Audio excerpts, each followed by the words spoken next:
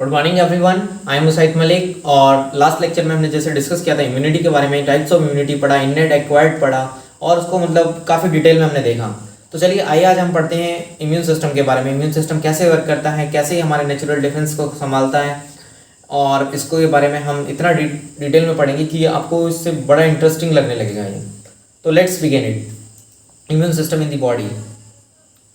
Human immune system किससे consist होता है? हमारे primary lymphoid organ, secondary lymphoid organ, और इसमें उन सब के बारे में हम पढ़ेंगे। The immune system consist of lymphoid organs. ये लिम्फॉइड ऑर्गन से बना होता है। Lymphoid tissue, cells, soluble molecules like antibodies, जो मॉलिक्यूल्स होते हैं उनसे मिलकर बना होता है।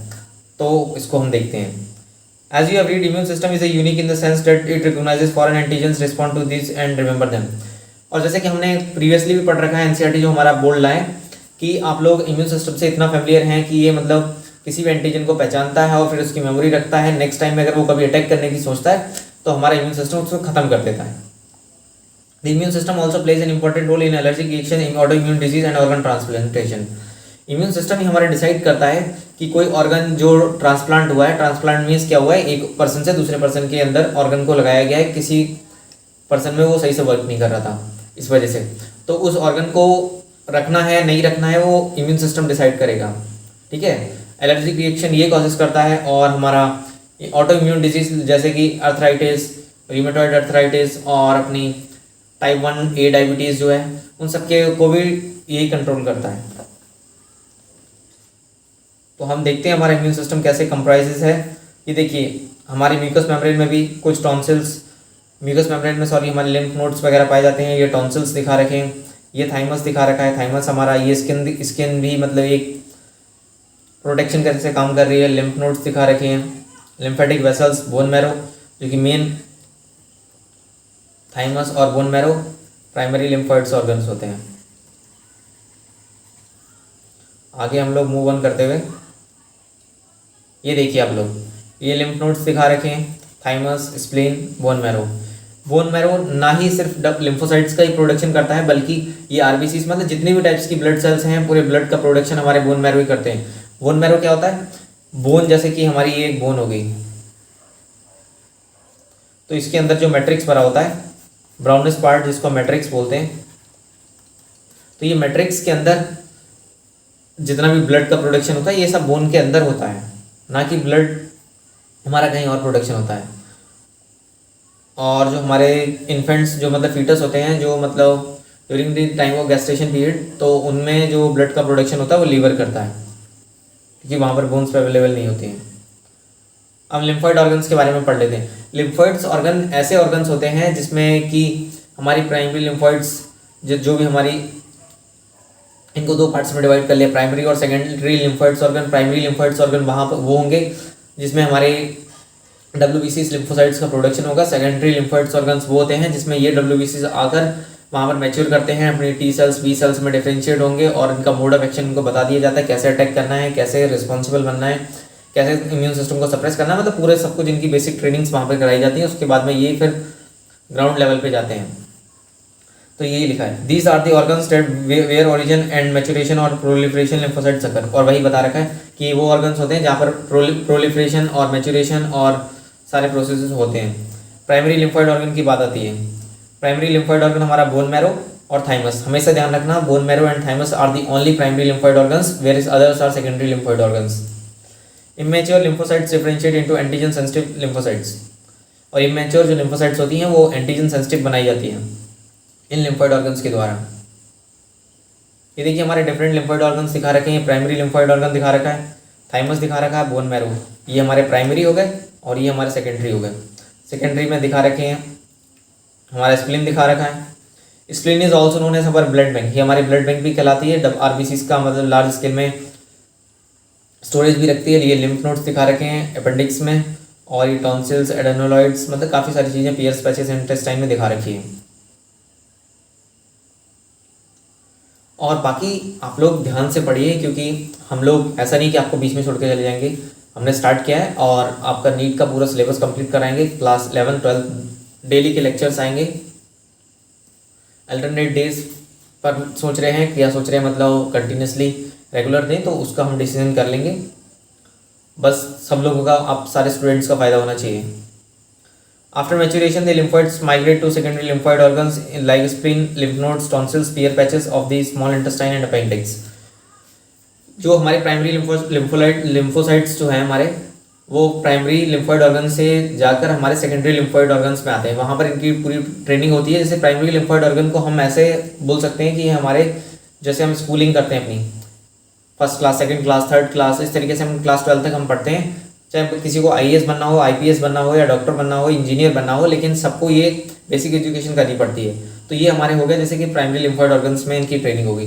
और जो सेकेंडरी लिम्फोइड ऑर्गन्स की बात आती है, वो जैसे हमारा मेडिकल कॉलेज हो गया, या इंजीनियरिंग कॉलेज हो गया, या लवासना हो गया आपका इंस्टीट्यूट UPSC क्रैक करने के बाद, तो वो सेकेंडरी लिम्फोइड ऑर्गन से आप उसको गैस कर लीजिए। तो secondary lymphoid organs provide sites for interactions of lymphocytes within the antigen which then proliferate to become effector cells. Secondary lymphoids organs ऐसी कंडीशंस प्रोवाइड करते हैं जिससे कि जो एंटीजन ग्राउंड पे उनको मिलने वाला है ब्लड के अंदर, जिससे उसका अटैक होने वाला है, वो सारी कंडीशंस उनको वहाँ पर प्रोवाइड करते हैं, सारी ट्रेनिंग उनको प्रोवाइड करते हैं, ताकि मतलब कोई प्रॉब्लम ना आए इन फ्यूचर। बात आती है बोन मैरो की। Bone marrow is a lymphoid, main lymphoid organ. Bone marrow हमारा बहुत ही इंपॉर्टेंट लिम्फोइड ऑर्गन है, क्योंकि अगर बोन मैरो नहीं होगा तो ब्लड का प्रोडक्शन नहीं होगा, और बोन मैरो नहीं होगा तो हमारा लिम्फोसाइट्स WBCs का प्रोडक्शन नहीं होगा, और जब WBCs लिम्फोसाइट्स का प्रोडक्शन नहीं होगा तो फिर वो डिफरेंट सेल्स में मतलब डिस्ट्रीब्यूट मैच्योर भी नहीं करेंगे। जैसे RBCs हो गया, sorry eosinophils, basophils, IgE antibodies, B cell, T cells, तो ये सब वहीं से प्रोडक्शन हो रहा है इनका। इस thymus is the lobed organ located near the heart and beneath the breastbone. ये ब्रीस्टबोन के नीचे होता है थाइमस हमारा, बीनीथ बोन के नीचे होता है।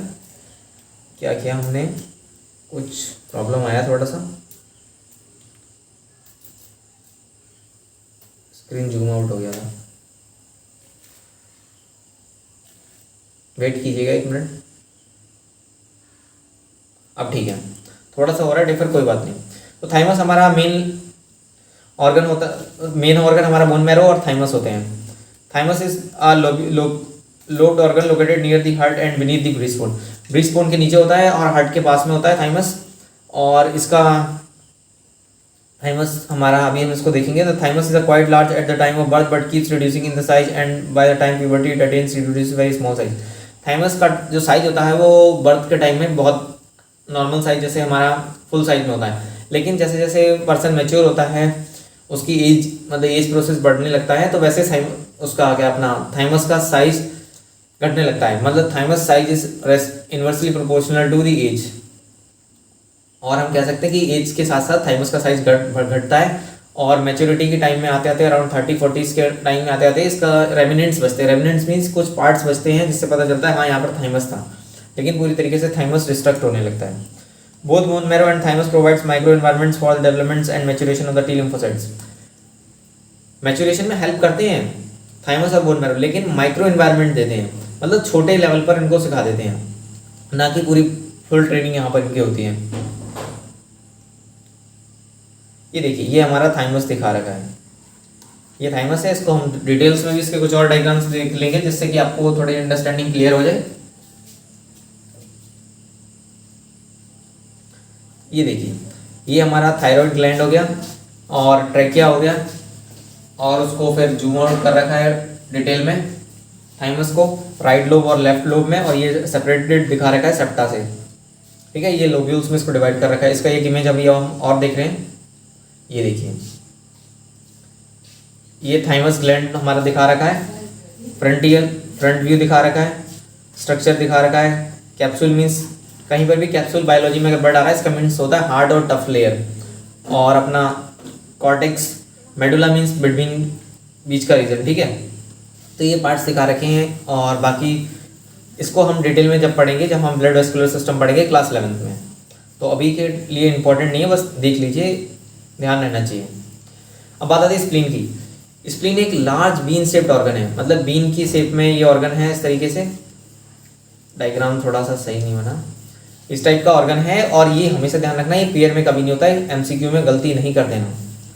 ये इस साइड में पाया जाता है, और ये हमारा ब्लड बैंक के जैसे भी बिहेव करता है। It mainly contains lymphocytes and phagocytes. इसके पास में लिम्फोसाइट्स होते हैं और फेगोसाइट्स। फेगोसाइट्स वो सेल्स होती हैं हमारी लिम्फोसाइट्स की, जो कि किसी भी बैक्टीरिया या एंटीजन को देखकर उसको मतलब पहचान कर और उस पर उसको खा जाती हैं वो लोग।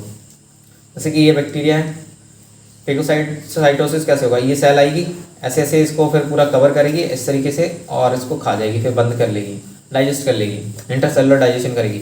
It act as a filter of the blood by trapping blood borne microorganism. Spleen has also a large reservoir of erythrocytes. ये जो होता है ये एक फिल्टरिंग का काम का भी जैसे काम करता है, जिससे कि जितने भी ब्लड बॉर्न इन्फेक्शंस या पैथोजेंस एंटीजेंस जो हमारे ब्लड के अंदर हैं उन सबको फिल्टर करेगा और फिर इनको डिस्ट्रॉय करेगा। तो इन केसेस में क्या होता है, कई बार इतनी लार्ज स्केल में ये फिल्टर करता है, पैथोजेंस को पकड़ता है कि इसका साइज बढ़ जाता है। उस कंडीशन को डॉक्टर बोलते हैं स्प्लीनोमेगेलिया।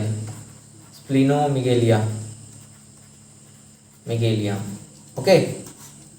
और ये आरबीसीज का बहुत बड़ा रिजर्वायर भी होता है, इसलिए मैंने पहले भी आपको बताया, इसको हम blood bank of our body भी कहते हैं। ये देखिए ये दिखा रखा है स्प्लीन।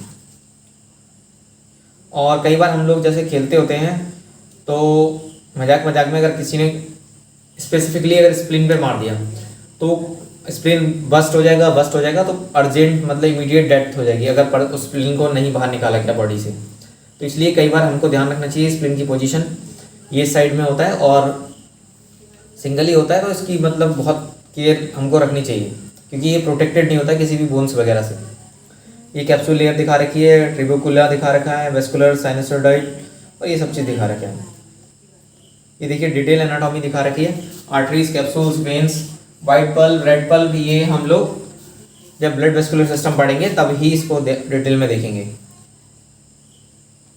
अब लिम्फ नोड्स के बारे में बात कर लेते हैं। अभी हम सब कुछ एनसीईआरटी के अकॉर्डिंग ही पढ़ रहे हैं। ये एनसीईआरटी का लोगो है, कई बार मतलब क्योंकि दिखाना पड़ता है कि इसलिए क्योंकि मतलब एनसीईआरटी ने ऐसा बोल दिया है कि आप एजुकेशनल पर्पस पे यूज़ कर सकते हैं और उसको भी आपको दिखाना पड़ेगा, ऐसे नहीं। लिम्फॉइड और nodes, lymph nodes are small solid structure located at a different points along with the lymphatic systems. Lymph nodes क्या होते हैं हमारे, कंपेयर कर लीजिए आप पुलिस चौकी से, तो ये जैसे पुलिस चौकी हमारे पूरे डिफेंस सिस्टम का मतलब हमारा इंडियन पुलिस सर्विसेज में मतलब स्मॉलेस्ट पार्ट होता है जहाँ पर मतलब वो लोग दिखते हैं कि कोई पर्सन उसमें मिसबिहेविंग तो नहीं हो रहा, मतलब ग्राउंड लेवल पर पुलिस चौकी वर्क करती है। वैसे ही हमारी बॉडी में लिम्फ नोड्स होते हैं जो कि हमारी बॉडी में हर जगह डिस्ट्रीब्यूटेड होते हैं और सारी इन्फॉर्मेशन फिर ये अलग और दूसरे ऑर्गन को देंगे, स्प्लीन को देंगे, थाइमस को देंगे, तो मतलब डिवाइडेड रहते हैं। टॉन्सिल्स हो गए, तो ये सब डिफेंस सिस्टम का काम हो गया। Lymph nodes serves to trap microorganisms और other antigens which happen to get into the lymph and tissue fluids। Lymph nodes मतलब जितने भी माइक्रो ऑर्गेनिजम्स हैं जिनको ट्रैप करना है नहीं करना है तो वो सारा काम ये संभालते हैं। Antigen trapped in the lymph nodes are responsible for the activation of lymphocytes present there and cause the immune system. जैसे कि हमारी जो लिम्फोसाइट्स, हमारी जो सेल्स हैं WBCs, वो हमारी बॉडी में 24/7 रैंडमली मूव करते रहते हैं और जो कोई भी पैथोजन है उसको देखते हैं। तो जब पता चलता है लिम्फ नोड्स में कोई भी ऐसा माइक्रो ऑर्गेनिजम्स या पैथोजन जब आएगा, आने के बाद में होगा क्या, ये हमारे इम्यून सिस्टम उसको ये लोग पकड़ेंगे के बाद उसकी स्कैनिंग करेंगे, उसका सारा DNA डिकोड करेंगे, कहाँ पर इसका कैसे मोड ऑफ एक्शन कैसे है, कैसे अटैक करा, वो सारी इन्फॉर्मेशन लेकर फिर सर्विलांस के थ्रू मतलब सारे WBCs को इन्फॉर्म कर देंगे कि इस तरीके से अटैक करना है, इसकी ये कमजोरी है या इसकी ये वीकनेस है या इसके ये बेनिफिट्स हैं, तो उस तरीके से अटैक करेंगे। तो मतलब सारी इन्फॉर्मेशन ये लिम्फ नोड्स में पहले ये उसको पकड़ लेते हैं, उसके बाद सारी इन्फॉर्मेशन उससे कबलवाते हैं, एक दो झापड़ मार के, और सारा कुछ क्लियर हो जाता है। बाकी ये देखिए ये नेक दिखा रखा है, कॉलर बोन दिखा रखी है, आर्मपिट्स दिखा रखा है, ग्रोइंग रीजन दिखा रखा है। ये लिम्फ नोड्स डिफरेंट जगह दिखा रखे हैं। कई बार मतलब during the time of severe infection doctor check करता है कि ये लिम्फ नोड्स का साइज तो नहीं बढ़ रहा है, ये सब चीज़ें मतलब वो चेक करता है। ये टॉन्सिल्स दिखा रखे हैं, ये भी हमारे इम्यून सिस्टम का पार्ट है। थाइमस दिखा रखा है, देख लीजिए आप, आर्टरी, वेन, लिम्फ नोड्स मतलब डिटेल में दिखा रखा है। तो ये डायग्राम्स जो हम लोग लेकर आते हैं ये आपकी कन्वीनियंस के लिए, क्योंकि इससे आपकी अंडरस्टैंडिंग बहुत बेटर हो जाएगी। Okay, there is a lymphoid tissue also located within the lining of the major tracts, respiratory, digestive and urogenital tracts। और हमारे lymphoid tissue जो होते हैं ये हमारी बॉडी में हर जगह डिस्ट्रीब्यूटेड होते हैं। इवन हमारा जो हमारा डाइजेस्टिव सिस्टम होता है, रेस्पिरेटरी सिस्टम होता है, यूरोजेनिटल ट्रैक्ट होती हैं, ये रास्ते होते हैं, तो इन सब में भी हमारे लिम्फोइड टिश्यूज एसोसिएटेड होते हैं, मतलब लिम्फोइड टिश्यू वहाँ पर पाए जाते हैं। और उन टिश्यू जो हमारे इन सारे सिस्टम से जुड़े होते हैं, रेस्पिरेटरी, डाइजेस्टिव और यूरोजेनिटल ट्रैक्ट से, तो इन सिस्टम को हम माल्ट बोलते हैं, म्यूकोसा एसोसिएटेड लिम्फोइड टिश्यू। तो तो ये कोई मतलब स्पेशल फिनोमेना नहीं है, मतलब हमारा जैसे ये डाइजेस्टिव सिस्टम है, इसमें ये लिम्फ टिश्यूज जुड़े हुए हैं, तो और म्यूकोसा मतलब हमारी लेयर है, जैसे स्ट्रेटम होती है, डिफरेंट लेयर्स होती हैं हमारी स्किन की, हमारे रेस्पिरेटरी ट्रैक्ट की, ऐसी म्यूकोसा लेयर से एसोसिएटेड होते हैं लिम्फोइड टिश्यू, इसलिए इनको माल्ट बोलते हैं, MALT, malt.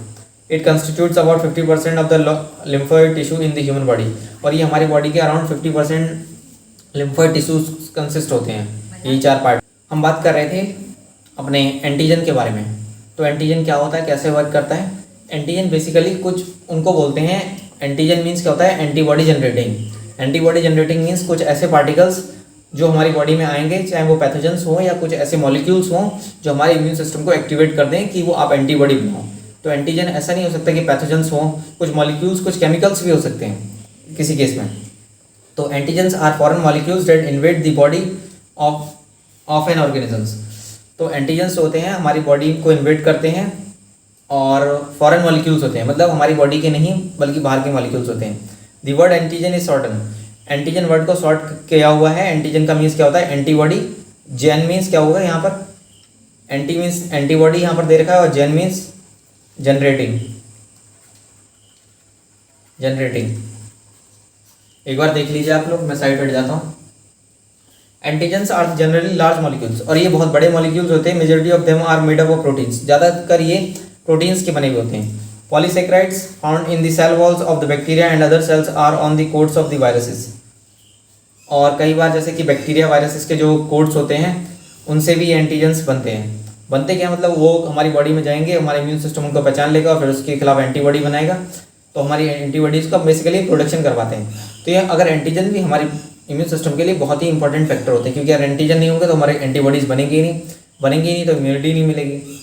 All antigens are not the parts of microorganisms, और ये बिल्कुल क्लियरली सही लिख रखा है एनसीईआरटी में। इस लाइन से आप कंफ्यूज मत होना, ये हमारे एंटीजन्स माइक्रो ऑर्गेनिजम्स ही नहीं हो सकते। मतलब इसका कहने का मतलब ये है, कोई बैक्टीरिया वायरस के अलावा भी कोई ऐसा पार्टिकल्स हो सकता है जो हमारी बॉडी में आए और उसके खिलाफ एंटीबॉडीज़ बन जाएं। Other structures like pollen grains, white part of an egg, shellfish, certain fruits, vegetables, chickens, feathers, birds, blood cells, and other persons, animals, drugs, chemical, etc. can also induce the immune system to produce antibodies. जैसे कि chickens हो गया, vegetables हो गया, या कोई ऐसा food जो उससे आप एलर्जिक हैं तो वो आपकी बॉडी में एंटीबॉडीज़ बनवा देगा। तो कहने का मीन्स ये है, कोई माइक्रो ऑर्गेनिजम्स ही नहीं, बाकी और भी चीज़ें हैं जो एंटीजन के जैसे वर्क करके एंटीबॉडी बना देंगी। Cells of the immune system. अब हमारे इम्यून सिस्टम की जो सेल्स होती हैं वो क्या होती हैं, कैसे वर्क करती हैं, उसको हम देख लेते हैं। Lymphocytes are type of WBCs। Lymphocytes WBCs का ही एक पार्ट है। Are the one of the main cells of the immune system of the body. और लिम्फोसाइट्स हमारी बॉडी की इम्यून सिस्टम की मेन सेल्स मानी जाती हैं। Lymphocytes mean for the immune system are of 2 types.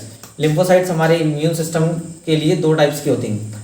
एक टी सेल्स मतलब thymus में मैच्योर हो रही है, थाइमस में बन रही है, थाइमस में मैच्योरेशन हो रहा है। और बी सेल्स का यहाँ पर मीन्स क्या है, बीटा नहीं, बर्सा ऑफ फेब्रिकस, बीटा नहीं बोल रहा हूँ आपको फिर से। टी मीन्स क्या बोला, थाइमस, और बी मीन्स क्या बोला, bursa of Fabricius. Bursa of Fabricius एक ऐसी बोन्स होती है जो कि बर्ड्स के अंदर पाई जाती है, तो उसका कनेक्शन हमारी बॉडी में भी एक ऐसी बोन होती है, उसके फंक्शन सिमिलरिटीज़ कुछ मिली होंगी, इस वजह से इसको बर्सा ऑफ फेब्रिकस बोल दिया। वो टाइप, लेकिन हमारी बॉडी में बर्सा ऑफ फेब्रिकस नहीं पाया जाता है, ये हमेशा ध्यान रखना, कंट्राडिक्टरी है, इसको ध्यान रखना। Both types of cells develops from the stem cells, और ये हमारी स्टेम सेल से बनती हैं, चाहे बी सेल्स हो चाहे टी सेल्स हो। और स्टेम सेल्स के अंदर भी एक स्पेशल रीजन होता है जिसको हिमेटोपोइटिक रीजन बोलते हैं, वहाँ पर इनका प्रोडक्शन होता है। और found in the liver of the foetus and in the bone marrow cells of the adults. ये बोन मैरो में एडल्ट्स में बनती हैं। देखिए सबसे पहले बोन मैरो के अंदर है स्टेम सेल्स। स्टेम सेल्स किसके अंदर बन रही है, हिमेटोपोइटिक रीजन होता है एक बोन मैरो के अंदर पर्टिकुलर। जैसे इंसुलिन का प्रोडक्शन होता है आइसोलेट्स ऑफ लैंगरहैंस में, ऐसे ही हिमेटोपोइटिक रीजन होता है जिसमें हमारा बोन मैरो हिमेटोपोइटिक रीजन में स्टेम सेल्स होती हैं, और फिर वो स्टेम सेल्स WBCs और RBCs का प्रोडक्शन करती हैं। और जैसे कि जो फीटस होते हैं उसमें मतलब न्यू जो बेबी बॉर्न नहीं हुए होते हैं उसमें जो बोन्स वगैरह बोन मैरो तो होते नहीं, तो उस केस में डब्ल्यूबीसीज का जो हमारा लिम्फोइड्स जो सेल्स हैं इनका प्रोडक्शन कहाँ पर होता है, आरबीसीज मतलब ब्लड का टोटली प्रोडक्शन लिवर करता है वहाँ पर। Those lymphoids lymphocytes that migrate to the thymus and differentiate under its influence are called T cells। जो सेल्स हमारे स्टेम सेल से मतलब बोन मैरो से जाकर थाइमस में मैच्योर करती हैं उन टाइप्स की सेल्स को हम टी सेल्स बोलते हैं। And those cells that continue to be in the bone marrow for differentiation are known as B cells. और जो सेल्स बोन मैरो से नहीं जाकर मतलब सारा उनका मतलब मैच्योरेशन जो है उनकी ट्रेनिंग जो है बोन मैरो में ही हो रही है उन सेल्स को हम बी सेल्स बोलते हैं।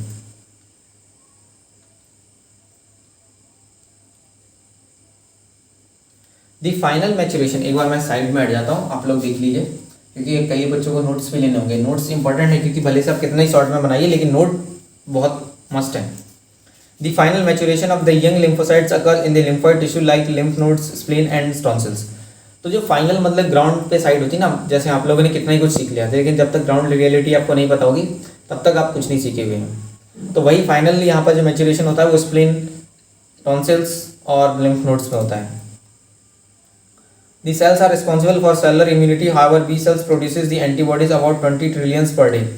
हमारी जो B cells होती हैं, T cells हमारी सेलुलर इम्यूनिटी देती हैं, जैसे मेमोरी सेल्स होती हैं इनके पास में, और B cells जो होती हैं अराउंड मतलब डेली 20 ट्रिलियन एंटीबॉडीज बनाती हैं। इतना तो मतलब दुनिया की इकोनॉमी किसी कंट्री की नहीं होगी। They take part in humoral immunity, और ये ह्यूमरल इम्यूनिटी में भी टेक पार्ट करती है। ह्यूमरल इम्यूनिटी क्या होती है, किसी भी एक्टिव मतलब इन्फेक्शन की वजह से हमारी बॉडी में इम्यूनिटी जो डेवलप्ड होती है या किसी वैक्सीन से हम करते हैं उसको ह्यूमरल एंटीबॉडीज इम्यूनिटी भी कहते हैं। Both T cells and B cells require antigen to trigger them into actions but they respond differently. हालांकि दोनों सेल्स को, बी एंड टी सेल्स को, कुछ फैक्टर्स डिपेंड करते हैं इनके मोड ऑफ एक्शन के लिए रिस्पॉन्सिबल होते हैं, लेकिन इनका मोड ऑफ एक्शन डिफरेंट होता है, लेकिन इनको कुछ ट्रिगर करना पड़ता है, मतलब किसी तरीके से इनको बताना पड़ेगा, कुछ ट्रिगर करना पड़ेगा, जैसे एंटीजन कराएगा या क्या कराएगा, तो वो फैक्टर्स पर डिपेंड होगा। B lymphocytes are independent but of the thymus and in man probably complete their early maturation within the bone marrow. They are called B cells and they mature within the bursa Fabricius और in birds. देखिए जो B sales होती हैं उनका जो maturation और मतलब production दोनों ही हमारे बोन मैरो के अंदर होता है, और ये जो होती हैं मैच्योर हमारे बोन मैरो में ही होती हैं, और ये बर्सा फेब्रिकस बर्ड्स में एक बोन होती है उसके अंदर पाई जाती है, इसलिए इनको बर्सा फेब्रिकस भी बोलते हैं। बी का मतलब यहाँ पर ये। अब मोड ऑफ एक्शन पढ़ लेते हैं, बी सेल्स कैसे अटैक करती है एंटीजन पे, एंटीजन आएगा तो वो कैसे बिहेव करेगी, वो सारी चीज़ें देख लेते हैं। इससे आपको मतलब अगर एक बार आप लोग ध्यान से पढ़ लेंगे तो फिर दोबारा ज़्यादा कुछ ध्यान रखने की जरूरत नहीं होगी, क्योंकि हम मोस्ट ऑफ द थिंग्स तो लेक्चर में ही कवर कर ले रहे हैं, कुछ याद करने वाला छोड़ नहीं रहे हैं। Modes of action of B cells. When antigen enters a tissue fluid, जब एंटीजन हमारे टिश्यू फ्लूइड के अंदर एंटर करता है, B cells are stimulated to produce antibodies, और बी सेल्स तभी स्टिमुलेट मतलब एक्टिवेट हो जाती हैं एंटीबॉडीज बनाने के लिए। The body has thousands of antigen specific B cells, और हमारी बॉडी के अंदर बी सेल्स स्पेसिफिकली हजारों की संख्या में है जो कि एंटीबॉडी बनाने के लिए तैयार होती हैं। The member of each B type would have been sensitized by the previous contact with the antigen. If this not happen, the B cells are destroyed.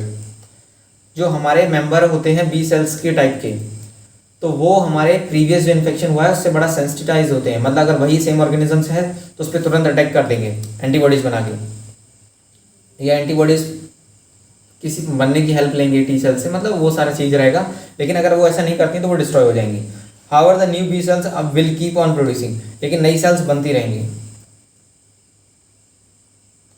Once an antigen specific B cells is activated by the antigen, it multiplies very fast to form a clone of plasma cells. जब एक बार, जैसे कि एक ये B cell है, ये B cell है, जब ये एंटीजन से मिल गई, एडिशन हो गया एंटीजन का, तो फिर ये सेल एक्टिवेट हो जाएगी और ये डिवाइड करेगी और अबाउट 2000 सेल्स मतलब पर सेकंड में बनाएगी antibodies, 2000 cells antibodies per second बनाएगी और लार्ज स्केल में डिस्ट्रक्शन करेगी। The plasma cells produces antibodies at a rate of about 2000 molecules per second. 1 second में 2000 मॉलिक्यूल एंटीबॉडीज बनाएगी। The capacity of the B cells to produce specific antibodies is acquired during its process of development and maturation even before it was exposed to an antigen. However, the antigen is necessary to stimulate the production of antibodies. यहाँ पर बोल रखा है कि antigen necessary है antibodies बनाने के लिए, लेकिन उस सेल्स को सारी इन्फॉर्मेशन पहले ही मैच्योर, जब वो बोन मैरो में मैच्योर हो रही थी तो उसको इन्फॉर्मेशन पहले ही दे दी थी कि ये एंटीजन इस टाइप का होगा, इसको आपको ऐसे अटैक करना, मतलब प्रीवियसली सारी इन्फॉर्मेशन उसके पास में है। अगर एंटीजन के पास से इन्फॉर्मेशन नहीं मिलेगी तब भी वो कैपेबल है, कहने का मतलब ये है कि उस पर अटैक करने की, उसको डिस्ट्रॉय करने की। अब मोड ऑफ एक्शन हम टी सेल्स का देख लेते हैं। टी सेल्स कैसे अटैक करती हैं, क्या इनका मोड ऑफ एक्शन है, उसको देख लेते हैं। लाइक बी सेल्स के जैसे T cells also respond to antigen by producing a clone groups of T cells. जैसे कि हमने बी सेल्स में पढ़ा, जब कोई भी एंटीजन बी सेल्स के पास में आएगा तो वो अपनी एकदम रैपिडली मल्टीप्लाई करेंगी, अपनी पहले तो वो क्वांटिटी बढ़ाएंगी स्पीड में। तो इसीलिए कभी भी वायरल इन्फेक्शन होता है तो हमारी, ये किसी टाइप का भी इन्फेक्शन होता है ब्लड में, तो हमारी WBCs का काउंट 4 लाख से ऊपर आ जाता है, मतलब काफ़ी, कई बार तो मतलब बहुत हाई क्वांटिटी में चला जाता है। तो ये बता रखा है बी सेल्स के जैसे टी सेल्स भी एंटीजन के दिखते ही अपने आप की क्लोनिंग कर लेती हैं। T cells life for 4 to 5 years even longer. जो टी सेल्स होती हैं हमारी, जो थाइमस में मैच्योर होती हैं बोन मैरो से आकर, तो उनका लाइफ टाइम 4 से 5, मतलब इससे भी ऊपर जा सकते हैं। लेकिन जो हमारी बी लिम्फोसाइट्स होती हैं उनका लाइफ स्पैन कम होता है, इवन वो 1 दिन में भी खत्म हो जाती हैं, 4 दिन में खत्म हो जाती हैं। There are separate T cells for each type of antigen that invades the body. और हमारी बॉडी में टी सेल्स जो होती हैं वो स्पेसिफिक होती हैं किसी एक ऑर्गेनिज्म को मारने के लिए, एक पैथोजन को मारने के लिए। T cells of a clone that are produced in response to an antigens are similar morphologically but they perform distinct functions. जो T cells डिवाइड करेंगी, मल्टीप्लाई करेंगी, अपने आप को मल्टीप्लाई करेंगी, तो वो अलग अलग टाइप्स की सेल्स में बनेंगी और उनका मोड ऑफ एक्शन अलग अलग होगा। According to their function they are mainly of 3 types. और उनके फंक्शन के हिसाब से T cells 3 टाइप्स की होती हैं, उनको भी हम लोग देख लेते हैं।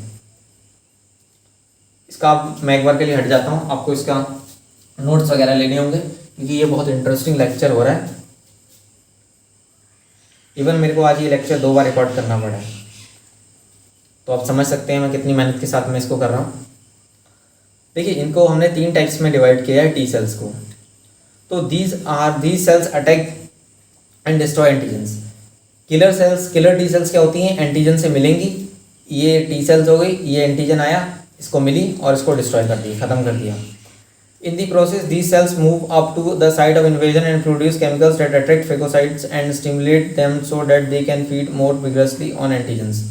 ये इतनी चालाक होती हैं T cells, killer T cells, ये इनको पता चल गया कि यहाँ पर एंटीजन है, वहाँ पर कुछ ऐसे केमिकल्स सिक्रेट करेंगी जिससे कि एंटीजन उसको खाने के लिए, मतलब उससे अट्रैक्ट होने के लिए आ जाएगा। और जब आएगा तो फिर उसको चारों तरफ से ही कवर कर लेंगे। जैसे इन्होंने ये केमिकल रिलीज़ करा, एंटीजन ये आया यहाँ पर इसको खाने के लिए, तो ये किलर टी सेल्स ऐसे करके आएंगी, इसको पूरा कवर कर लेंगे और इसको डिस्ट्रॉय करके फेगोसाइटोसिस कर लेंगे। They also produce substances that attract other T cells. और ये कुछ ऐसे केमिकल्स भी निकालती हैं जब इनको लगता है कि मतलब कोई पर्सन, जैसे हम लोग ही ह्यूमंस होते हैं, ह्यूमन टेंडेंसी होती है कि पर्सन को किसी को फियर लग रहा है, डर हो रहा है, वो है, किसी का डेंजर है, तो वो अपने नियर एंड बिलव्ड वंस को कॉल करता है। तो ऐसे ही क्या होगा, जब ये टी सेल्स यहाँ पर अटैक करने के लिए आई तो ये कुछ ऐसे केमिकल्स रिलीज़ करती है, जैसे इसने ये टी सेल्स है, ये एंटीजन के कांटेक्ट में आई, तो इसने कुछ केमिकल्स रिलीज़ किए जो कि मतलब इसको, इस सेल्स को अपनी तरफ अट्रैक्ट कर रहे हैं, इसको फेगोसाइटोसिस करना चाहती है, लेकिन तुरंत ही कुछ ऐसे केमिकल्स रिलीज़ कर देगी जिससे और टी सेल्स आ जाएंगी, और टी सेल्स आ जाएंगी, फिर इसको एकदम डिस्ट्रॉय कर देंगी। तो इसका मोड ऑफ एक्शन बड़ा ही अजीब है। अब हेल्पर टी सेल्स क्या होती हैं? These cells stimulate B cells to produce more of the antibodies. Helper T cells का काम होता है कि जो एंटीबॉडीज़ का प्रोडक्शन हो रहा है तो बी सेल्स को इन्फॉर्मेशन देती है कि आप इस क्वांटिटी में, इस पावर की मतलब आप एंटीबॉडीज़ बनाइए, तो वो सारा मतलब इसको हेल्प करती हैं। सप्रेसर टी सेल्स, कई बार क्या होता है, लड़ाई झगड़ा होता है तो हम लोग उसको, कॉन्फ्लिक्ट को ख़त्म करने की कोशिश करते हैं, भाई रहने दो, अब ज़्यादा हो रहा है और अपनी लिमिट क्रॉस मत करो। या कई बार क्या होता है, हमारा इम्यून सिस्टम हमारी सेल्स को डिस्ट्रॉय करने लगता है, पहचानना बंद कर देता है, क्योंकि इम्यून सिस्टम 2 लैंग्वेजेस समझता है, सेल्फ और नॉन सेल्फ। तो कई बार सप्रेसर टी सेल्स क्या होती हैं, हमारे इम्यून सिस्टम को भी सप्रेस करती हैं अगर वो कहीं पर गलत डिस्ट्रक्शन कर रहा है। This cell suppresses the entire immune system, keeping it away from attacking the own body cells. Some of these cells also become a memory cells. और ये suppressor T cells ही बाद में memory cells बन जाती हैं। तो चलिए आज हमने इम्यून सिस्टम को बहुत ही डिटेल में पढ़ लिया और आने वाले लेक्चर में हम कोशिश करेंगे कि हम लोग अपना जो कि हमारा ऑटो इम्यून डिजीज़ है, बाकी उसमें जैसे है कुछ नहीं, आर्थराइटिस है और उसको हो सकता है हम लोग 1-to-1 क्लासेस गूगल क्लासरूम पे ही मतलब क्लियर कर लें, कुछ डाउट्स आएंगे बाकी मटेरियल दे देंगे। बाकी हम लोग अब कैंसर और अपना कैंसर एड्स HIV और अपना ड्रग्स एल्कोहल अब्यूज़ कंप्लीट करने के बाद में हम लोग ये चैप्टर हमारा फिनिश होगा और 1 जून से हमारी जो रेगुलर क्लासेस स्टार्ट होंगी, फिजिक्स केमिस्ट्री बायोलॉजी तीनों की क्लासेस स्टार्ट होंगी। उसमें हम लोग डिटेल में मतलब सब कुछ नीट पॉइंट ऑफ व्यू से एक टॉपिक भी नहीं छोड़ेंगे, डिटेल में पढ़ेंगे। लेक्चर्स के नोट्स आपको मिलेंगे, PDFs आपको मिलेंगी। इवन टेस्ट का हम लोग सोच रहे हैं मतलब जिसमें हमको भी कुछ पे ना करना पड़े, जिस वजह से हम लोग किसी स्टूडेंट से कुछ भी ना लें। तो उसके लिए हम कुछ ऐसा ऑप्शन ढूंढ रहे हैं जिसमें हमको कुछ भी ज़्यादा इन्वेस्टमेंट ना हो, ऐसे ऑप्शंस की तरफ हम जा रहे हैं। इवन हमारे कुछ स्टूडेंट्स इंस्टाग्राम पर भी MCQs स्टेटस पे सॉल्व कर लेते हैं कुछ MCQs। तो चलिए पढ़ते रहिए, मेहनत करते रहिए। Have a great day ahead और अपने चैनल को ज़रूर सपोर्ट कीजिए क्योंकि ये चैनल मेरा ही नहीं आपका भी है। चैनल की ग्रोथ होगी वैसे ही आपकी ग्रोथ होगी। Have a great day ahead. Thank you for watching this lecture.